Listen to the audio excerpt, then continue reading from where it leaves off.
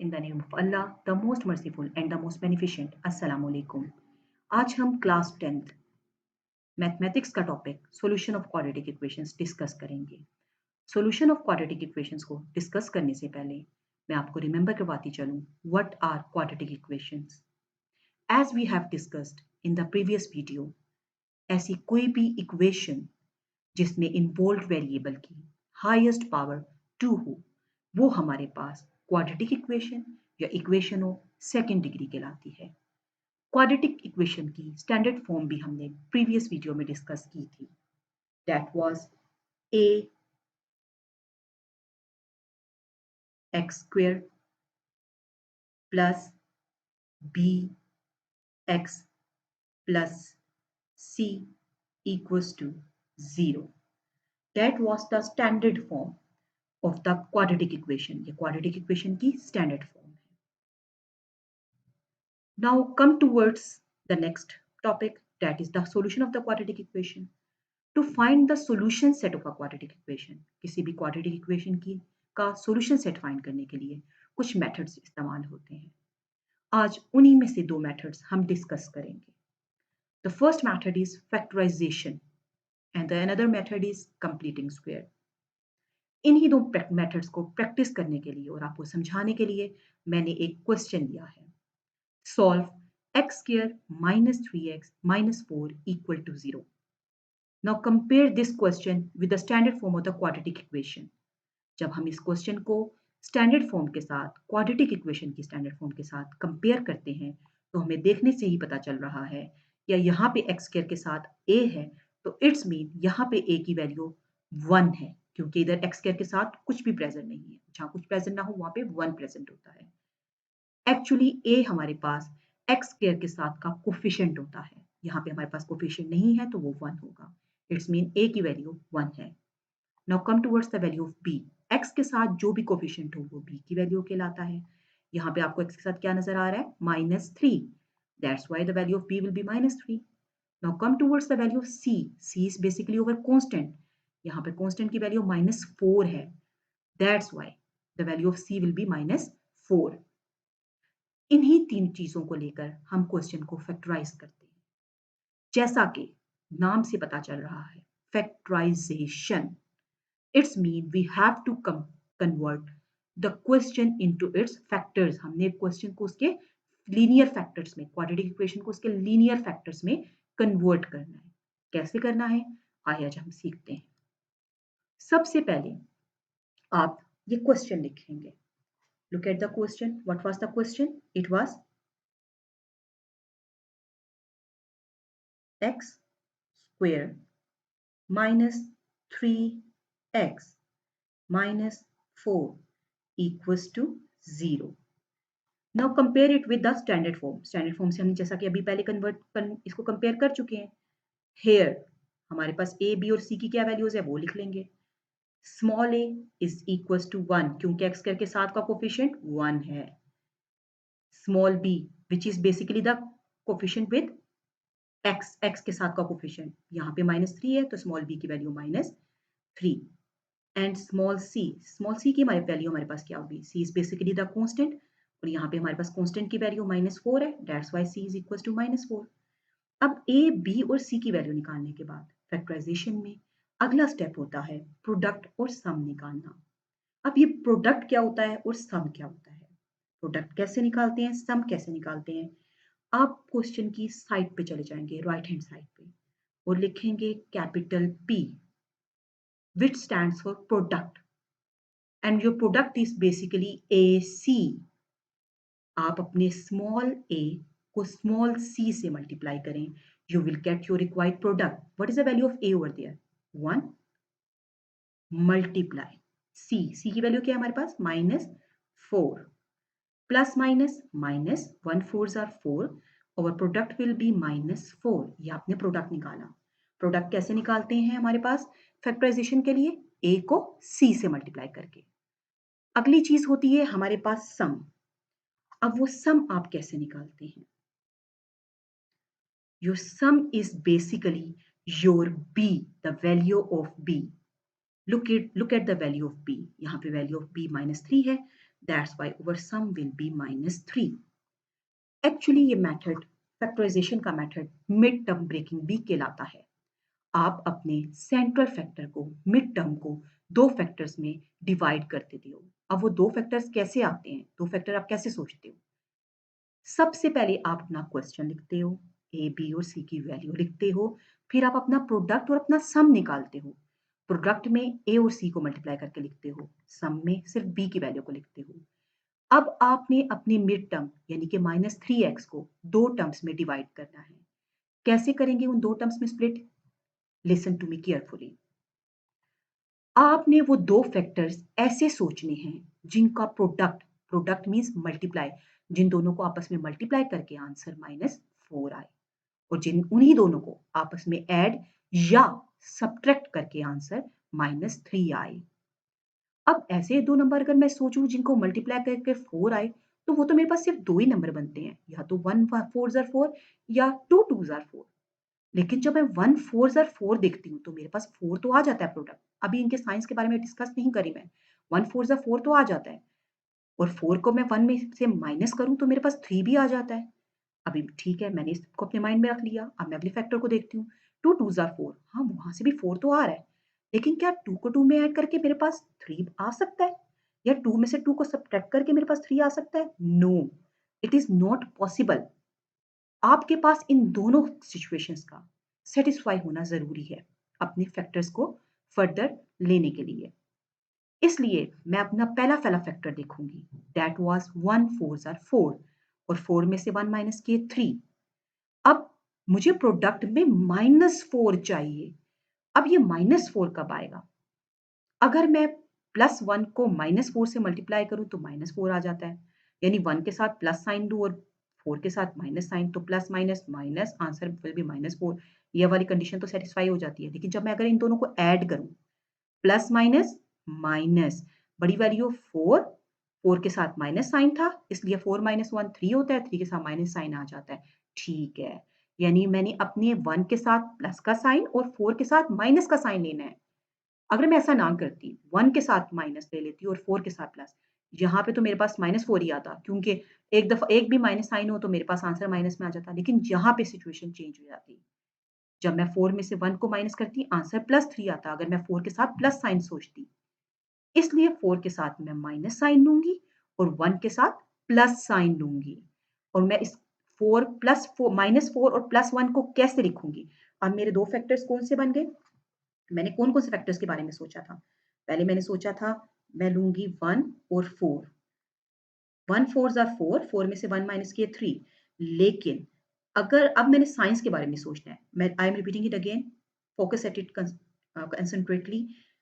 अगर मैं 4 के साथ प्लस का साइन लूँ और 1 के साथ माइनस का साइन लूँ, तो प्रोडक्ट तो -4 आ जाता है, लेकिन इनका सम +4, 4 - 1 +3 आता है, जो कि हमारे क्वेश्चन की रिक्वायरमेंट को सैटिस्फाई नहीं करता। जो -4 तो दे रहा है प्रोडक्ट, लेकिन सम -3 नहीं दे रहा। इसका मतलब है हमारे ये फैक्टर्स +4 और -1 गलत हैं। अब मैं दूसरे साइन, इनके साइंस चेंज करके सोचती हूँ। अगर मैं 4 के साथ माइनस का साइन लूँ और 1 के साथ प्लस का sign, plus minus minus product आ गया मेरे पास -4, और इन्हीं का सम देखूं, प्लस माइनस माइनस 4 में से 1 माइनस किए 3, और बड़े के साथ माइनस साइन, इसलिए आंसर में भी माइनस का साइन। जी, अब ये मेरी दोनों कंडीशन सेटिस्फाई कर रहा है, product -4, sum -3। It's mean I have to take +1 and -4 as factors. अब मैं उन फैक्टर्स को लूंगी कैसे? क्वेश्चन में देखें। First I will write x square as it is. मेरे पास सेकेंड टर्म थी -3x। अब इस -3x को मैंने दो फैक्टर्स में स्प्लिट किया है ना, 1 और 4, और इस x के साथ -3x, 3 के साथ x है, इसलिए इन दो फैक्टर्स को जिनके बारे में मैंने सोचा है, +1 और -4, इन दोनों के साथ भी x ही लगाऊंगी। अब हम क्या लिखेंगे? x square plus x -4x -4 equals to 0। आप स्क्रीन पे देख रहे होंगे मैंने अपने -3 फैक्टर को बिल्कुल ही खत्म कर दिया, सेंट्रल टर्म को, सेकंड टर्म को, मिड टर्म को ब्रेक करके 2 फैक्टर्स में स्प्लिट कर दिया। एक 1 और एक -4। 1x बेशक लिखें या ना लिखें, 1 को लिखें या मेंशन करें या ना करें, x मेंशन किया इट्स मीन्स के साथ जो भी कोएफिशिएंट होगा वो 1 होगा। और लिखना चाहें तो आप बेशक लिख लें +1x -4x, ये 2 फैक्टर्स हमारे पास आ गए। अब फर्दर हम इनकी पेयरिंग करेंगे। अब हमारे पास 4 टर्म्स बन गई। ये हमारे पास बनी फर्स्ट 2 टर्म्स, ये हमारे पास बन गई next 2 terms. In first 2 terms में क्या चीज़ कॉमन है? x, x के इसके पास है, इसके पास x है, कम से कम x तो दोनों के पास है, हमने एक x कॉमन ले लिया।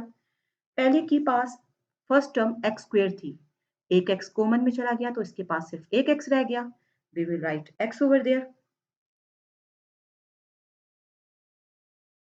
इसका x ऑलरेडी बाहर है, इसके पास कुछ भी नहीं रह गया, that's why we will apply 1 over there. इन दोनों में क्या चीज कॉमन है? 4। और बाहर हमारे पास साइन कौन सा आ रहा है? -4, that's why we will take -4 as common. हमने -4 कॉमन ले लिया। अब ब्रैकेट के अंदर हमारे पास क्या आ गया? x, क्योंकि 4 बाहर जा चुका है, 4 1 4 होता है और माइनस माइनस प्लस। अब ये माइनस वाले साइन को अंदर वाले माइनस साइन से भी मल्टीप्लाई करेंगे। ये गलती नहीं करनी कि इस माइनस साइन को कॉमन ले लिया फिर भी अंदर माइनस रहने दिया, क्यों? क्योंकि इसके साथ माइनस है। नहीं, जब माइनस साइन कॉमन लिया है तो वो अंदर वाले तमाम साइंस के साथ मल्टीप्लाई होगा। Minus minus plus, you will write plus, and you have taken 4 as common, 4 1s are 4, you are left with 1। आपको कैसे पता चलेगा कि आपके फैक्टर्स सेम है, फैक्टर सही बने हैं? आपके पास ये फैक्टर्स, कॉमन फैक्टर सेम आएगा दोनों का, दैट इज x + 1। अब जो कॉमन फैक्टर आ रहा है जो दोनों का सेम है उसको वन टाइम ही स्टार्ट में लिख लें, x + 1 वो इन दोनों टर्म्स में से कॉमन आ रहा है। And now we are left with, इस पूरी टर्म में से x + 1 को आप बाहर ले चुके हैं, इस पूरी टर्म में से x + 1 को हम बाहर कॉमन ले चुके हैं। यहाँ से क्या रह जाएगा? x। इस पूरे x प्लस, ये पूरा x + 1 भी बाहर कॉमन जा चुका है, यहाँ से क्या रह जाएगा? -4। Now we are left with x - 4 equals to 0।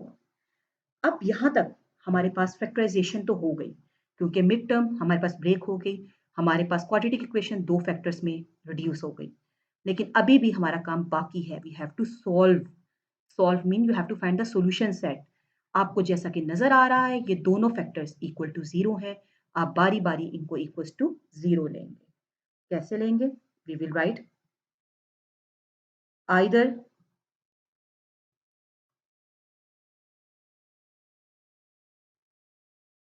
x + 1 equals to 0 और x - 4 equals to 0। दोनों फैक्टर्स को इक्वल्स टू 0 ले लिया। यहाँ से x को सेपरेट करेंगे क्योंकि x को हमने सॉल्व करना है, ये 1 ऐड हो रहा है, दूसरी साइड पे जाके सब्ट्रैक्ट हो जाएगा। x will be equals to 0 minus 1, that's why x is equals to -1 or 4 is subtracting over there, it will be adding on the next side, we will write x equals to 0 plus 4, x will be equals to 0 plus 4 4। अब ये हमारे पास x की दो values आ गई, एक -1 दूसरी -4। Now what should you right? अब आप क्या लिखेंगे? अब हमारे पास x की दोनों वैल्यूज भी आ चुकी हैं, तो इट्स मीन हमारे पास क्वेश्चन सॉल्व हो चुका है। That's why at the end we will write therefore, the sign of therefore, solution set, therefore solution set will be equals to, आप डालेंगे अपनी कर्ली ब्रैकेट्स ओपन, x की first value that is -1, you will write -1 comma, second value -4, you will write 4 -1 and positive 4। That's it, that's the end of method of factorization, जिसके जरिए हमने solution set find किया।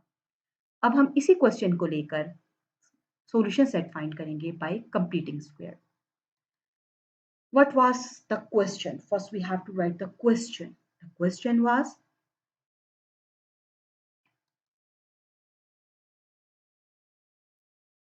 the question was x square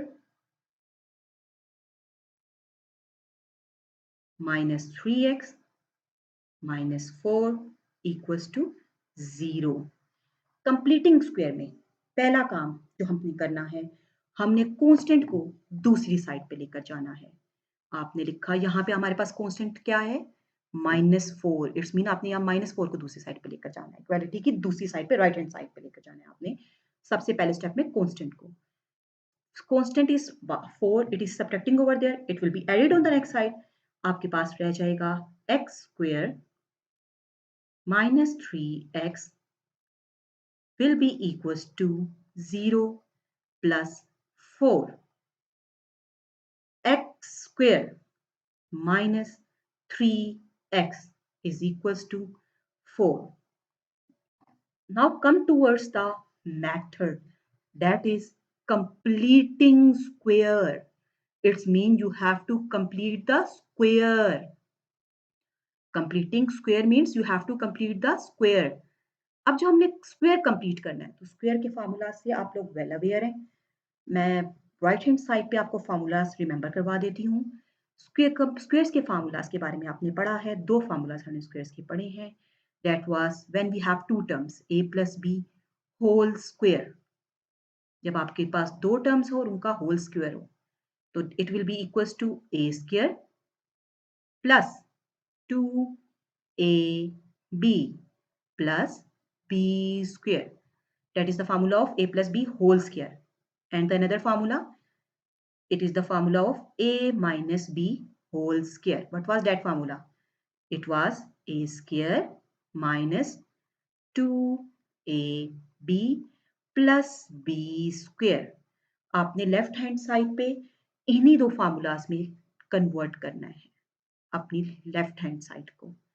उसको convert करने के लिए आपके पास दो टर्म्स ऑलरेडी गिवन होंगी, तीसरी टर्म आपने खुद से ऐड करनी होगी।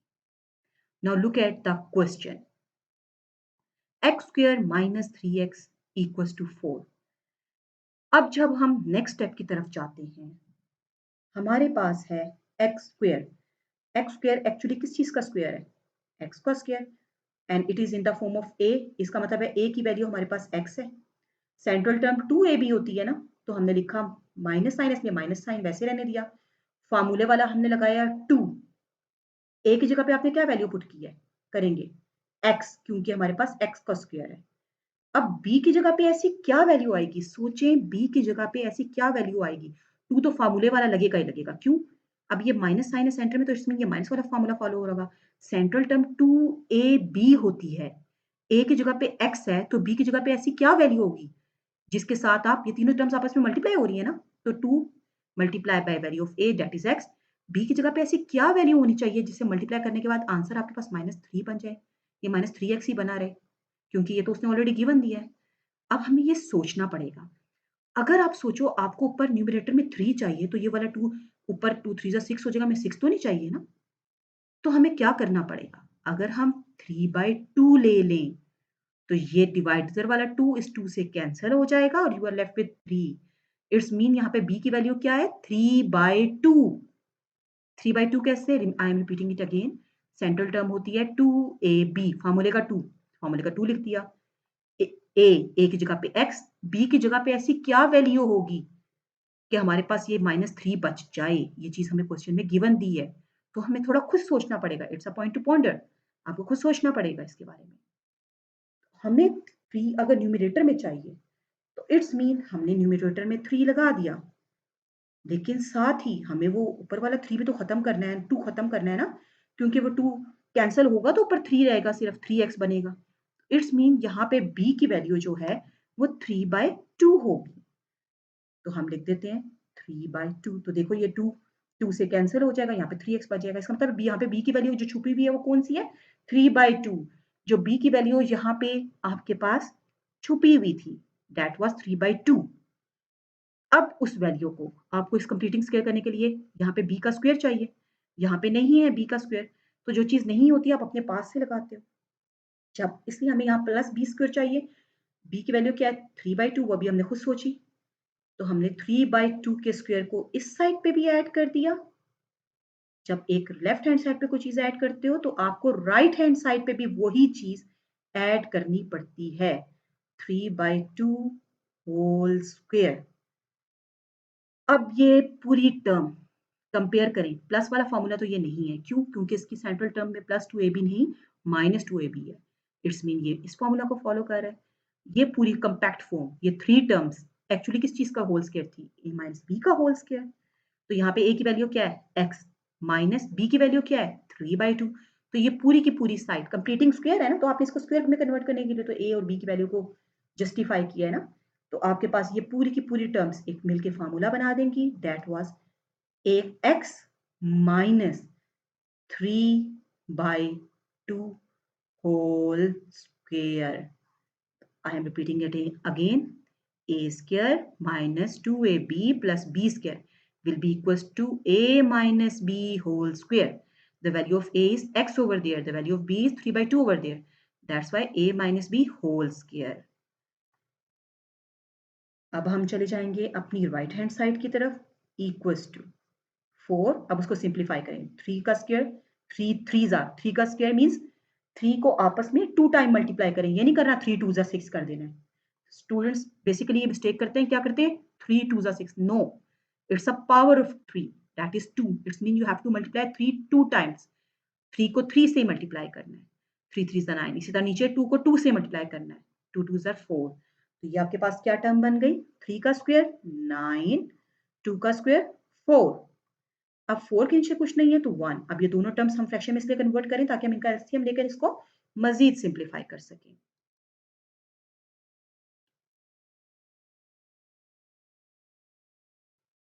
अब आप इसको फर्दर सिंप्लीफाई करते हैं तो यहाँ पे आपके पास बन जाता है x minus 3/2 whole square equals to, इन दोनों का एलसीएम क्या आ जाएगा?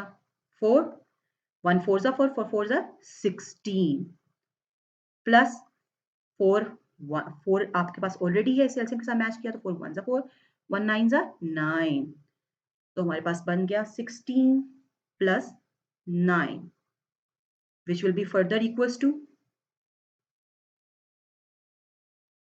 x minus 3/2 whole square will be equals to 25, 16 plus 9 25 over 4। आपको x को सॉल्व करना है, सॉल्व करने के लिए आपको ये स्क्वायर खत्म करना है, और स्क्वायर खत्म करने के लिए हम क्या लेते हैं? Square root. That's why we have to apply square root on both sides to exit this square. Square को खत्म करने के लिए, x को सॉल्व करने के लिए। Now you will apply square root on both sides. You will write further square root of x minus 3/2 whole square will be equals to 20 square root of 25/4। जी 25/4 फर्दर किस चीज के इक्वल आता है? It will be further equals to x minus 3/2। ये square इस square root से cancel, और 25 किसका स्क्वायर रूट? स्क्वायर रूट क्या होता है 25 का? 5। 4 का स्क्वायर रूट क्या होता है? 2। अब आपने x को सॉल्व करना है। अब ये स्क्वायर रूट ओपन करते हैं तो क्या होता है? हमारे पास कौन सा साइन आ जाता है? प्लस माइनस, दोनों साइंस आ जाते हैं। जब आप स्क्वायर रूट खत्म करते हो प्लस माइनस दोनों साइंस आ जाते हैं। अब जब आपने x की वैल्यूज फाइंड करनी है तो वो वैल्यूज आप कैसे फाइंड करेंगे?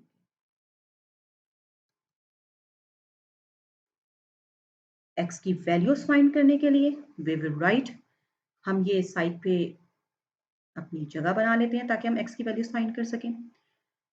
पहली हम लेंगे x minus 3/2 is equals two plus 5/2।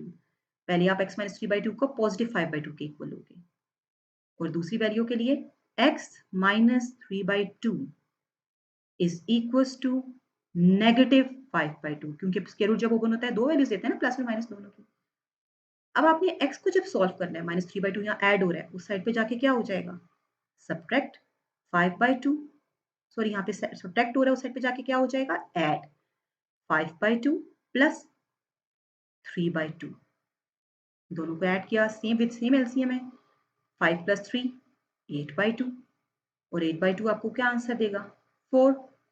इसी तरह आप इसी स्टेप्स को सॉल्व करेंगे, इन्हीं स्टेप्स पे चलते हुए। -3/2 साइड पे जाके क्या हो जाएगा, -5/2 plus 3/2, plus minus minus, greater के साथ कौन सा साइन है, ग्रेटर इज 5, 5 के साथ माइनस साइन है, इसलिए हमारे पास आंसर में भी कौन सा साइन आएगा, -5 - 3 2, and it is -2. Because of -5, x will be equals to -2/2, which is further equals to -1. Therefore, what will be our solution set now? अब हमारा solution set क्या है, x की दो वैल्यूज हमारे पास क्या आई हैं, -1. Look at the values, 4 and -1. You will again write the first value, that is -1 and 4. Now compare these values with your previous values. Are they alike or not? -1 4, -1 4. Yes, the concept which I want to deliver is that कि आपके पास values same आएंगी, चाहे आप factorisation का method लगाएं या चाहे आप कंप्लीटिंग स्क्वायर लगाएं। जब आप उनको सॉल्व करते हैं तो आपके पास वैल्यूज एक्स की सेम रहेंगी। Got it? इसी दो कॉन्सेप्ट्स को, completing square, solution by factorisation और सॉल्यूशन बाय कंप्लीटिंग स्क्वायर को और अच्छी तरह प्रैक्टिस करने के लिए आप 10th क्लास की बुक में एक्सरसाइज 1.1 का question number 2 and question number 3 practice कर सकते हैं, ताकि आपका ये कॉन्सेप्ट मजीद क्लियर हो सके। होपफुली आपके लिए ये वीडियो बहुत फ्रूटफुल रही होगी। See you in the next video. Till then, take care. अल्लाह हाफिज।